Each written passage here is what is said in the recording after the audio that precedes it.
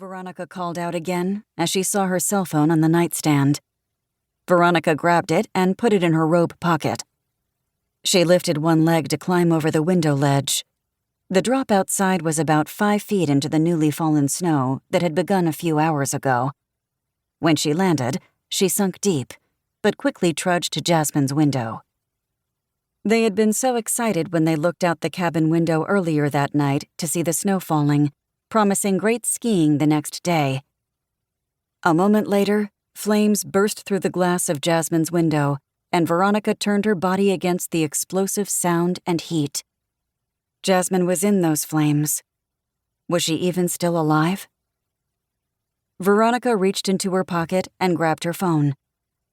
She called 911, and a dispatcher told help was on the way, but to get away from the cabin. "But my sister's in there." Veronica's voice shook as the freezing snow numbed her feet in her wet slippers. She would be of no help to Jasmine with frostbite. After pocketing her phone, she retrieved her ski boots and headed to the front of the cabin. As she rounded the building, footprints in the snow stopped her in her tracks. A trail led up to the house, or away from the house. Were these Jasmine's boot prints? Veronica couldn't consider the idea of her sister leaving her in the cabin to perish, and Veronica wouldn't do that to Jasmine either. They had to be someone else's tracks.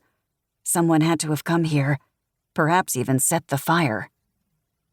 As Veronica came around the building, she could see the fire was mostly at the back, where the bedrooms were. It was as though it had started in Jasmine's room. No, Jasmine did not start this fire. As Veronica rejected her instant speculation about her sister, sirens blared through the North Cascades mountain range. She opened the front door to a cloud of black smoke and coughed. Taking the lapel of her robe, she covered her nose and mouth and stepped inside. "Jasmine!" she shouted as loud as she could. "Wake up!" The sirens grew louder as Veronica moved closer to the flames. At some point, she would need to retreat. A wall of fire blocked her from rescuing her sister. No matter what she tried, she couldn't get around it. "Miss, you need to come out of the house," a woman firefighter said as she grabbed hold of Veronica's shoulders and pulled her from the cabin. "My sister's in there." "What's her name?" "Jasmine. She's 10 years older than me, and I've always looked up to her," Veronica said in a daze. She wasn't sure why she'd given that information. It just came out. Perhaps she already knew her sister was gone forever, and that what Veronica had hoped this weekend would do to strengthen their relationship was now for naught. "Which room?" "First door on the right."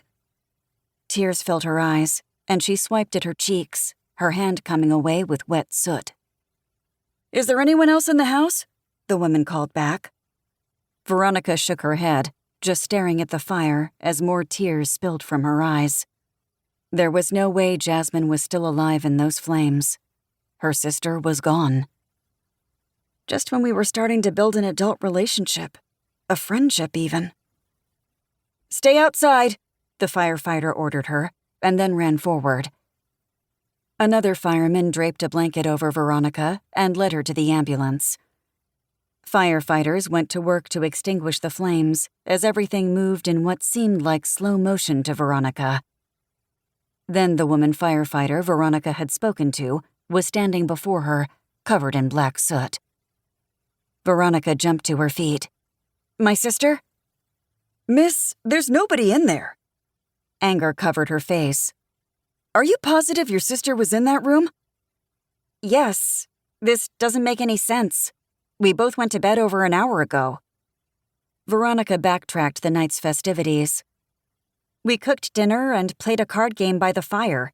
We made sure the fire was out before we went to sleep." "The fire didn't start in the fireplace. It started in the hallway, and you were the only one in the house." "My sister was there. Nobody left." Suddenly, Veronica remembered the single set of footprints, which were probably now trampled away by the trucks and firefighters. She jumped down from the ambulance, circled to the back, and saw that the single set of tracks continued into the darkness. "Where are you going?" the female firefighter